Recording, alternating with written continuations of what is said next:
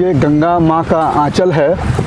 ये उत्तराखंड टिहरी जनपद में सिंहताली गांव के करीब प्रकृति का एक मनोरम दृश्य है। दैनिक ट्रिब्यून के संवाद मंथन कार्यक्रम में आज एक विशिष्ट योगी हैं जो दशकों तक हिमालय के गुप्त स्थलों पे, सार्वजनिक स्थलों पे साधनाएं करते रहे हैं, मीडिया के प्रचार प्रसार से दूर रहे हैं।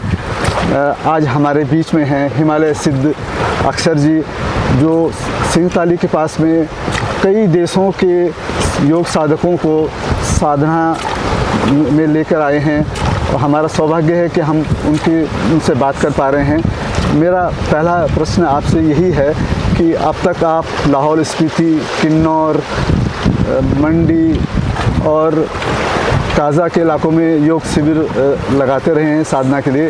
उत्तराखंड आने का क्या सम्मोहन रहा है? उत्तराखंड आपको कैसे बुलाया है आपने उत्तराखंड में? प्रणाम अरुण जी। उत्तराखंड भी हिमालय ही है। तो हिमालय की जो साधनाएं हैं वो सीमित नहीं है सिर्फ हिमाचल प्रदेश तक। आप बढ़ते चले जाते हैं, जम्मू कश्मीर है, लेह लद्दाख है, फिर उत्तराखंड है, और अगर और फैलाव किया जाए तो नेपाल, भूटान, तिब्बत, ये सारी जो हिमालय की श्रृंखलाएं ये साधनाओं के लिए ही है। और विशेषकर जब आप उत्तराखंड की बात करते हैं तो ऋषिकेश का अब बहुत बड़ा स्थान है योग और आध्यात्म के लिए।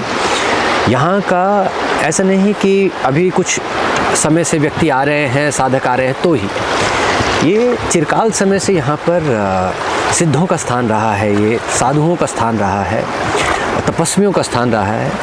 और हमारे बड़े, हमारे बुज़ुर्ग सब यहीं पर अपनी साधनाएं की हैं। सब ने अपने योग और आध्यात्म को यहीं पर फलीभूत किया है। तो हमारे लिए बस वही दिशा निर्देश है उनका, तो हम उन्हीं के आज्ञा से, या ये कहें कि उन्हीं के चरण चिन्हों को आगे फॉलो कर रहे हैं। आप दशकों से हिमालय की अस्मिता की रक्षा का आह्वान करते रहे हैं, लगातार आपके कार्यक्रम उसी दिशा में रहे हैं और आपको जो सम्मान से याद किया जाता है वो हिमालय सिद्ध अक्षर के रूप में याद किया जाता है। हिमालय के सामने क्या चुनौतियाँ हैं इस समय और हमें क्या संदेश दे रहा है? चुनौतियाँ तो बहुत हैं। एक तो जो मनुष्य है वो ये थोड़ा सा भूल रहा है कि हिमालय साधनाओं का स्थान है। आप योग करें, आध्यात्म करें, उसका अपना एक महत्व है, लेकिन आप उसके विपरीत जब कुछ कार्य करने लगते हैं तो फिर ये बहुत बड़ी चुनौती है। आप अंधाधुंध कंस्ट्रक्शन शुरू कर दें, या फिर जो एक भाषा है डेवलपमेंट की वो थोड़ी सी समझनी चाहिए हमें। जब हम पहाड़ों की तरफ चल रहे हैं, पहाड़ आपकी सिटी की तरह समतल नहीं है। आप कई चीज़ें वहाँ पे नहीं कर सकते, जैसे मकान बनाना है। अब पहाड़ों पे मकान बनाने का अपना तरीका है। अभी भी आप यहाँ पे आएंगे, हम अभी दीपप्रयाग की तरफ चल रहे हैं, तो वहाँ पे आप जो मकान देखेंगे उनका ढांचा जो है सिटी में जो बने मकान से ज़मीन आसमान का अंतर है। और उसका कारण है कि हिमालय उसी प्रकार का आपको जगह देता है, आप उसी प्रकार से बना सकते हैं अपने घरों को। आप यहाँ पर जैसे सीमेंट को लेके आ रहे हैं, मटेरियल लेके आ रहे हैं, और उनसे आप जो काम कर रहे हैं वो नुकसान दे रहा है। और उसके बाद टूरिज़्म बहुत ज़रूरी है, लेकिन वो व्यवहार व्यक्ति का वो बहुत आवश्यक हो जाता है। ये एक भूमि मात्र नहीं है, ऐसा नहीं है कि भूमि का कोई खंड है, इसे देव भूमि कहा जाता है। चाहे आप पिछले दिनों हिमाचल ने, उत्तराखंड ने बड़ी प्राकृतिक आपदाएं देखी, प्रशासन अपने स्तर पे काम करता है, लेकिन आम आदमी के लिए क्या संदेश है आप? तो वही मैं अब जैसे आपको बता रहा था कि उत्तराखंड को भी देवभूमि कहा जाता है, हिमाचल को भी देवभूमि। देवभूमि कहने के बाद हम उसको समझ नहीं रहे कि हम कह कुछ रहे हैं और कर कुछ रहे हैं। कहने में तो देवभूमि है, फिर हमारा व्यवहार भी तो उसी प्रकार से होना चाहिए। देवभूमि बोलने के बाद यदि मैं वही कार्य सब करूँगा जो पहले अपनी जगह पे कर रहा हूँ तो अंतर क्या रहा? तो यहाँ का मान सम्मान, व्यवहार, यहाँ की सभ्यता, कल्चर, उन सबको हमें समझना होगा और उसी के अनुरूप यहाँ पर फिर अपना जीवन यापन करना चाहिए। यदि हम अतिथि रूप में भी आते हैं, गेस्ट रूप में भी आते हैं, तो वो कल्चर हमें ज़रूर फॉलो करना चाहिए। अब लगातार देश विदेश की यात्रा करते रहते हैं। पिछले दिनों आपने ताइवान की एक घटना का जिक्र किया था, हमारी गंगा पर भी संकट है। आपने ताइवान की एक नदी का जिक्र किया था कि वो नदी थे, उन लोगों ने कैसे उसको बचाया, कैसे किया। हम लोग कहीं ना कहीं आस्था पूजा तो करते हैं, लेकिन इसको बचाने को, उसको शुद्ध रखने का संकल्प नहीं करते। इस गंगा के लिए आपका क्या संदेश है आम लोगों के लिए? ये बहुत आवश्यक है। हमारे बड़े जो अब आध्यात्मिक जो गुरु हैं या फिर जो जिनका ये कार्य है वो बड़ा गंभीर है इस मामले को लेके। अब पिछले एक दशक से लगभग 10 साल हो गए हम देख रहे हैं कि अब चीज़ें बदल रही हैं। लेकिन पहले यहाँ पर हम पूजा आराधना करने के बाद जो सामग्री लाए वहीं पे छोड़ जाते थे। ये भूल जा रहे हैं कि वो स्वच्छता ही तो भगवान होगा, उसी से मुझे समझ आएगी, मेरा ज्ञान वर्धन होगा और मैं आगे बढ़ता हूँ। आपने जो ताइवान की बात की, वो सन मून लेक है एक, और इतनी सुंदर है, प्रकृति के बीच है। और वहाँ के जो निवासी हैं उन्होंने उसको अपने घर की तरह साफ़ रखा है। आप उसके अंदर एक कोई प्लास्टिक की बोतल या पन्नी नहीं देख सकते, गंदगी नहीं देख सकते आप उसके अंदर। और समाज जो है अपने आप आगे बढ़ चढ़ कर काम करता है उसकी सुंदरता के लिए। ऐसे ही हमें ज़रूर सोचना चाहिए, चाहे माँ गंगा हुए, व्यास नदी हुई या फिर नर्मदा नदी हुई, स्वच्छता ही भगवान है। जो पानी है, अब देखिए गंगा का पानी इतना पवित्र, आप इसे पी सकते हैं सीधे सीधे। तो क्यों पी सकते हैं? क्योंकि स्वच्छ है। अब इसमें गंदगी अगर पड़ी होगी तो कैसे इसको पिया जाएगा? इसका हम कहने को तो हम फिर गंगा माँ कहेंगे, और फिर इसी का जल अगर हम नहीं पी पाए तो कितनी कॉन्ट्राडिक्शन है अपनी ही बात में। जी, आपकी विदेशों में बड़ी प्रतिष्ठा है। हमारे साथ ब्रिटेन के भी और अफ्रीका से भी काफ़ी लोग आए हुए हैं। भारत में आपको हिमालय सिद्ध अक्सर के रूप में जानते हैं, विदेशों में ग्रैंड मास्टर के रूप में भी आपको जानते हैं। इस शिविर में कहाँ से लोग आए हैं और वो किस तरह से योग के साथ सामने कर रहे हैं? अब बिकॉज अभी क्या है कि एक तो टेक्नोलॉजी बहुत स्ट्रॉन्ग है, इंटरनेट का अभी ऐसा नहीं है कि अब तो इसका उपयोग हो रहा है। तो विश्व के किसी भी जगह पे आप हो, सूचना आप तक पहुंच जाती है। तो अब यहाँ ऐसा नहीं है कि कोई दूसरे देश से आता है, ऐसा 15-20 घंटे में किसी भी जगह से आप आ जा सकते हैं। तो हमारा ये जो कैंप है इसमें नॉर्थ ईस्ट एशिया से बहुत अच्छा पार्टिसिपेशन हुआ है। तो उसमें सिंगापुर है, ताइवान है, कोरिया है, चाइना है, और बहुत रुचि है इन देशों में आध्यात्म के प्रति। योग तो वो कर ही रहे हैं पिछले लगभग 3-4 दशक से, लेकिन आध्यात्म के प्रति इनकी रुचि बढ़ती चली जा रही है और धर्म को भी ये समझना चाहते हैं, पर ज़्यादा गंभीर हैं अब ये आध्यात्म को लेके। हिमालय सिद्ध अक्सर परिवार का संरचना किस तरह का है? विदेशों में कहाँ कितने साधक हैं, कितने लोग जुड़े हुए हैं, थोड़ा इसके बारे में। तो हम थोड़ा सा इसको स्ट्रक्चर वे में लेके चलते हैं। जैसे टीचर तैयार करना, वो भी बहुत मुख्य काम होता है। तो हमारे पास इस समय लगभग 50,000 के करीब टीचर हैं विश्व भर में, और ऑफलाइन ऑनलाइन अगर आप रूप देखते हैं तो लगभग हम 2 करोड़ के करीब ये कम्युनिटी है अक्षर योग केंद्र की। और इसमें स्कूल भी हैं, कॉलेजेस भी हैं, यूनिवर्सिटीज़ भी हैं। देशों की बात करें कि कौन कौन से देश इसमें जुड़े हैं, तो दुबई है, और फिर फ्रांस है, यूनाइटेड स्टेट्स है, यूनाइटेड किंगडम है, और बहुत बड़ा पार्टिसिपेशन अब चाइना से, ताइवान से, हांगकांग से, सिंगापुर से, मलेशिया से, इस प्रकार से बड़ा फैलाव है। आपकी योग साधना का जो आधार है, पतंजलि की जो परंपरागत शास्त्रीय योग है, उससे किस तरह से उसके साथ साम्य कितना है, अलग कितना है? थोड़ा इस बार आपने सिद्धाभ्यास के रूप में नए अभ्यास साधकों को सिखाए हैं। जी। और वो बड़े उत्साह से उन्होंने किया है, और सर्दी को गर्मी में बदलने का एहसास जो है वो उसमें नज़र आता है। इसके बारे में थोड़ा। तो एक बड़ा पेड़ है योग, तो जो जिस शाखा पे है वहाँ से वो ज्ञान का आदान प्रदान करता है। ऐसे ही हिमालय रूपी इस विशालकाय वृक्ष में योग की एक परिभाषा नहीं है, अंतहीन है। हम जिस योग की परिभाषा से आते हैं वो कहता है कि जीवन का निरंतर आपको उसकी जो ऊर्ध्व गति है उसको समझना होगा। आप जहाँ हैं कल आप वहाँ नहीं रहोगे, आगे बढ़ते हो आप, और आप जहाँ हो वहाँ से नीचे आने के भी आसार होते हैं। तो हिमालय का सिद्धों का जो संदेश है कि अपने जीवन को ऊर्ध्वगामी बनाओ, तो वो हमारा बेस रहता है, उसी के ऊपर सभी साधनाएं और अभ्यास कराए जाते हैं। तो जैसा आपने भगवान महर्षि पतंजलि जी की बात की, वो किस प्रकार से अपने साधकों को चाहते हैं कि सूत्र समझें और आगे बढ़ें, ऐसे ही भगवान गोरखनाथ जी हठयोग प्रदीपिका का उन्होंने आशीर्वाद मानव समाज को दिया है। सिद्धों का आशीर्वाद है सिद्ध अभ्यास। आप अपने शरीर के विज्ञान को समझें, मनोविज्ञान को समझें, आत्मा के रहस्य को समझें, तो वो सारी ट्रेनिंग आपके सिद्ध अभ्यास में आती है और इसके चरण बनते हैं। अभी जो आपने सिद्ध अभ्यास की बात की, वो है एक शक्ति प्रवाह का अभ्यास, जिसमें कुंडलिनी बड़ी महत्वपूर्ण है। बैक स्पाइन जिसे कहा जाता है वो बहुत ज़रूरी है।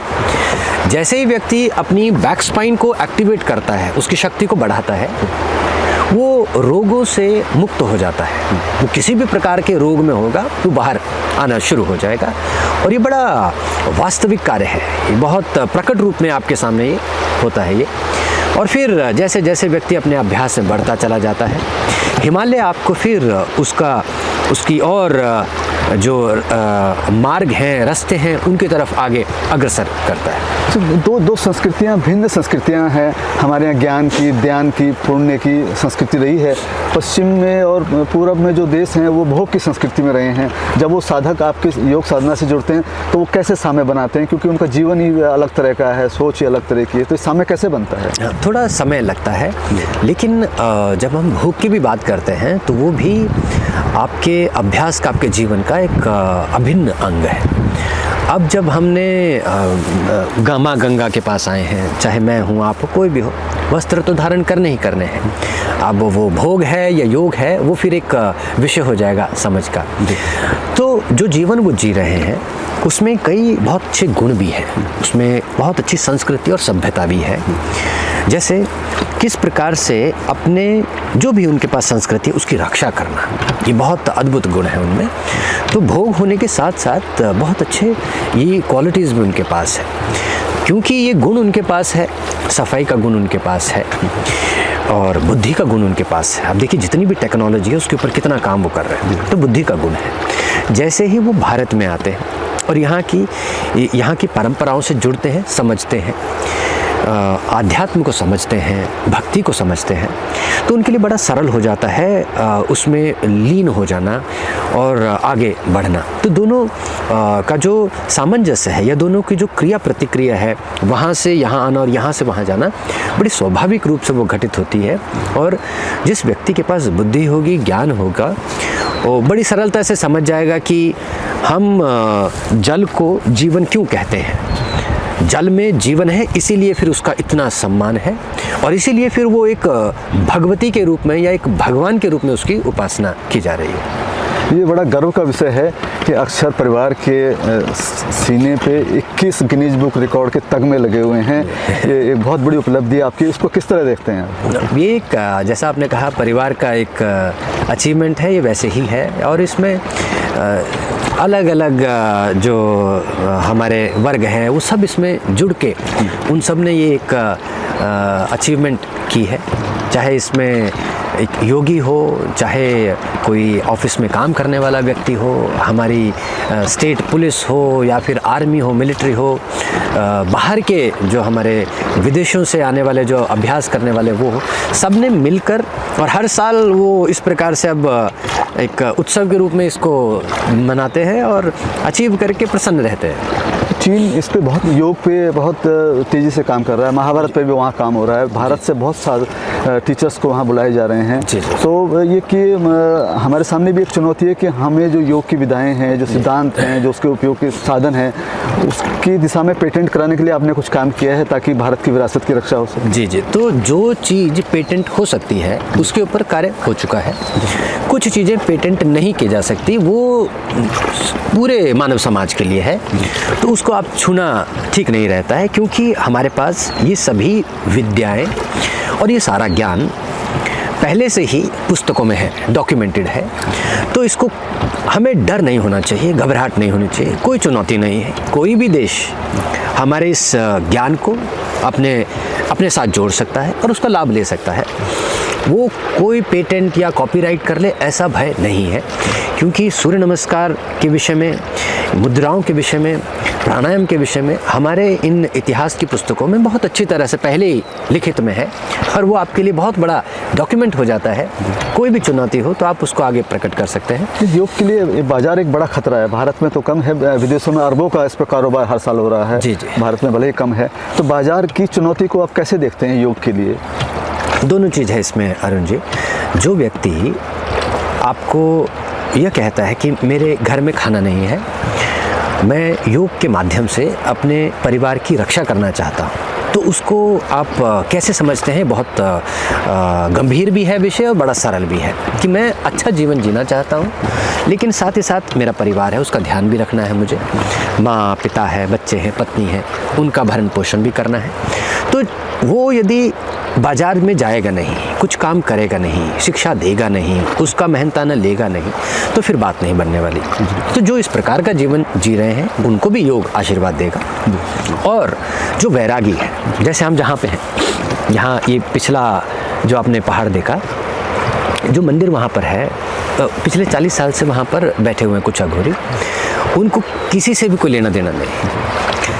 और ये पहला स्थान है, ये पीछे जो बद्रीनाथ जाते हैं तो ये पहाड़ी ही यूज़ की जाती थी। इस तरफ का जो रास्ता है वो नया बना है, तो ये यहाँ आते ही नहीं। आपने इतनी बड़ी नदी, हम क्योंकि नाव में है इसलिए आ गए, ये इस तरफ आते ही नहीं। तो ये मानव समाज को जानते ही नहीं। आप उनके पास जाएंगे, लगभग 6 फीट की तो उनकी जटा है और खोल के बैठे हो वहाँ पे, किसी से नहीं बात करनी है। लेकिन कोई चला जाए तो जो भी उनके पास है बना बुनू के रखा हुआ है, खाओ जा। वो भी एक जीवन है, वो भी एक अंग है योग का। तो वो बाजार से बिल्कुल विपरीत है, वो वैरागी है। वो उस रूप से अपनी साधनाएं कर रहा है, उस रूप से अपने जीवन में आगे बढ़ना चाहता है। फिर एक व्यक्ति एक ऐसी जगह है जिसे आप मेट्रोपॉलिटन सिटी बोल दो, या ऐसा बोलो कि सिटी ऑफ द कंट्री बोल दो, वहाँ पे बैठा भी उसने भी अपना जीवन देखना है, अपने परिवार का जीवन देखना है, और उसने भी योग और आध्यात्म के माध्यम से आगे बढ़ना है। तो दोनों को योग आशीर्वाद देगा ही देगा, इसमें हमें घबराना नहीं चाहिए। लेकिन जो चुनौती शब्द आपने उपयोग में लाई, वो चुनौती यह है कि हम योग के नाम पर कुछ गलत ना कर दें। हाँ, मेरा कहने का मतलब ये था कि क्षमताएं नहीं है, ज्ञान नहीं है, वो बड़ी एक चुनौती रहेगी, और उसके लिए सरकार बहुत गंभीर रूप से कार्य कर रही है। भारतीय समाज में योग को लेकर तरह तरह की धारणाएं रही हैं। अभी हनुमान जी के बारे में कहा जाता है कि वो इतने योगी हैं और इतने 100 साल से जी रहे हैं। परशुराम के बारे में कहा जाता है, सामान्य योगियों के बारे में कहा जाता है कि वो योगी नदी को पार कर जाते थे, या प्राणों को वो नियंत्रित कर लेते थे, या जमीन में चले जाते थे और फिर कुछ दिनों बाद निकल आते थे। इनकी इन धारणाओं के बारे में आपका क्या धारणाएं हैं? और शक्ति को ही आप शांति समझें। जो शक्ति प्राप्त करेगा वो फिर शांत हो जाता है। यही योग का फिर संदेश और उसकी शिक्षा भी है। अब आसन लो आप, जैसे मानो वृश्चिक आसन है या फिर गंड भैरुंड आसन है। कुछ आसन ऐसे हैं जो साधारण मानव उसको काल भैरव आसन है। अब साधारण मानव को तो ऐसा लगेगा पता नहीं क्या हो गया ये, लेकिन इस आसन से योग क्या सिखा रहा है आपको कि अपनी क्षमताओं को बढ़ाओ। अब वो कठिन आसन है, जब आप उसको करते हैं तो आपको स्वयं पता चलता है कि आपके हाथों में कितनी शक्ति है, आपकी जंघाओं में कितनी शक्ति है, कितनी देर आप उसको रोक पाते हैं, कुंभक कितना कर पाते हैं उन प्राणायामों के साथ। तो शक्ति बढ़ती चली जाएगी, तो ये सारी चीज़ें फिर घटित होती हैं। अब ये कहना कि कोई नदी के ऊपर चल गया, या फिर कोई बर्फ़ में रह गया, कोई ठंडे पानी में रह गया, ये सारी क्षमताओं पर निर्भर है। और इसमें हम ऐसा नहीं कह सकते कि सभी कर पाते हैं। विशेष इसकी शिक्षा दीक्षा होगी तो कर पाएंगे। हनुमान जी हैं, ये आपकी आस्था और भक्ति है तो है। अब मान लीजिए आप यूनाइटेड स्टेट में रहते हैं और न्यूयॉर्क में चल रहे हैं, वहाँ पे अगर आप कहें कि हनुमान जी रहते हैं, वो व्यक्ति अगर ना कहता है तो उसके लिए फिर हनुमान जी नहीं होंगे। आपकी श्रद्धा है, आस्था है, तो ही आपके लिए भगवान है, नहीं तो फिर वो पत्थर बन जाता है। तो भारत आज, मैं आम आदमी के लिए बात कर रहा हूँ, भारत आज मधुमेह की राजधानी भारत कहा जाने लगा है। हार्ट अटैक्स की बहुत ज़्यादा घटनाएं हैं। ये कहा जा रहा है कि जेनेटिकली हम लोग प्रोन हैं हार्ट अटैक के लिए। एक आम आदमी के लिए आप क्या कहना चाहेंगे कि वो स्वस्थ रहने के लिए क्या करें? तो स्वस्थ रहने के लिए कई ऐसे अभ्यास हैं जो हमें अपने दैनिक दिनचर्या में लेके आने चाहिए। जैसे सूर्य नमस्कार है, सुबह सुबह उठना और सूर्य नमस्कार करना, ये हमारे लिए बड़ा एक आवश्यक कार्य है। ऐसा नहीं है कि हमें योग कर रहा हूँ इसीलिए करना है। ये शरीर की जो उसकी जो गति है उसको बनाए रखता है। फिर कुछ प्राणायाम है, जैसे कपालभाति प्राणायाम या फिर भ्रामरी प्राणायाम। इनका नित्य अभ्यास भी आपको रक्षा भी देता है, और यदि आपको समस्या है तो आपको फिर उससे बाहर भी निकालता है। तो दोनों चीज़ें इससे आप प्राप्त करते हैं। चाहे मधुमेह हो या फिर आप ये कहें ओबेसिटी है